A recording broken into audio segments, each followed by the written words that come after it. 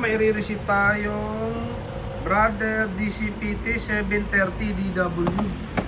Ayan, meron tong lumalabas na error na ink box. Ayan.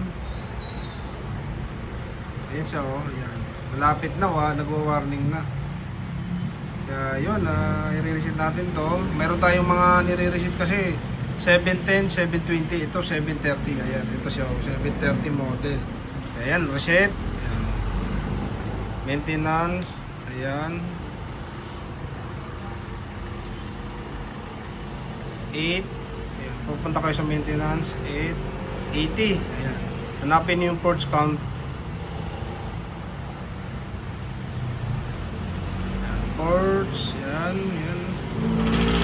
Yan. Ayan, ports count. Ngayon, i-enter nyo.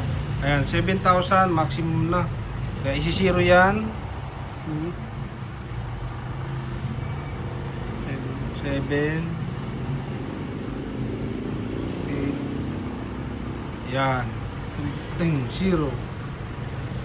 Ayan, exit na kayo. Lagyan nyo ng 9. 9. Yan. Exit. Yan. Please wait. Magno-normal na yan. Yan. Ready to print na. Pagka na-exit na kayo. Yan. Normal na. Hindi na lalabas yung warning na ink box na yun. Yun. Ganun lang mag-reset. Huwag niyo pong kalimutan i-like, i-share yung ating video. Maraming salamat.